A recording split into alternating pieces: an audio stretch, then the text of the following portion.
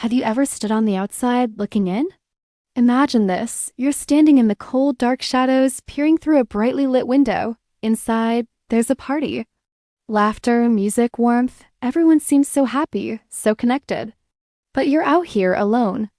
The contrast is sharp, a physical representation of that feeling of isolation, that knowing sense that you're missing out on something wonderful. But envy is a master of disguise. It rarely introduces itself by its real name. Instead, it puts on a mask, and often that mask is pride. Think about it. When we feel envious, our minds start to play tricks on us. It's like looking into a distorted mirror. You see your own reflection, but it's small, warped, insignificant. And next to you, the reflection of the person you envy isn't a person at all.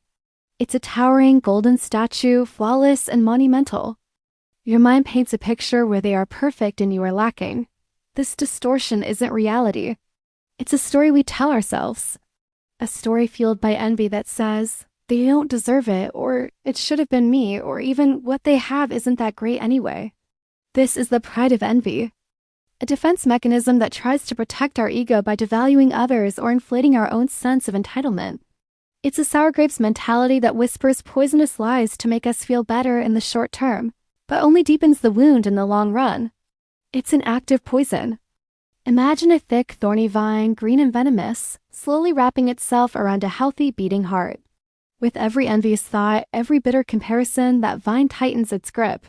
The thorns dig in, making it painful to feel happiness for others, painful to even appreciate our own blessings. This is what envy does to our soul. It strangles our capacity for contentment. It turns our inner world from a vibrant garden into a barren wasteland of resentment. The longer we let this vine grow, the harder it is to break free. It saps our energy, clouds our judgment, and isolates us even further, creating a self-fulfilling prophecy of the loneliness we felt at the very beginning. So if envy is the poison, what's the antidote? How do we untangle these thorny vines from our hearts? The cure is simpler and yet more profound than we might think. It's celebration. Not a fake, forced smile, but a genuine, wholehearted celebration of others' success. It's choosing to step out of the shadows and into the light. Picture this, two people shaking hands, or even better, sharing a warm hug.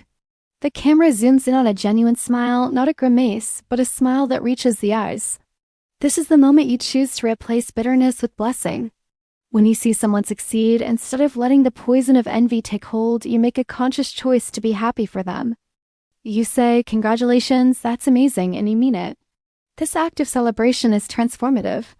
It's a powerful declaration that there is enough success, enough happiness, enough light for everyone. Someone else's candle shining brightly doesn't dim your own. In fact, when we celebrate others, we invite more light into our own lives. It breaks the distorted mirror of envy and allows us to see ourselves and others clearly again. We see them not as golden statues, but as fellow human beings on their own journey. And we see ourselves not as small and lacking, but as capable and worthy on our own unique path. This isn't about ignoring your own desires or ambitions. It's about detaching your self-worth from the achievements of others. Your journey is your own. Your timeline is unique. The moment you start genuinely celebrating the wins of those around you is the moment you reclaim your power from envy. It's the feeling of a tight knot in your chest finally loosening. It's the warmth of connection replacing the chill of isolation. So the next time you find yourself standing in the cold, looking in at someone else's party, remember you have a choice.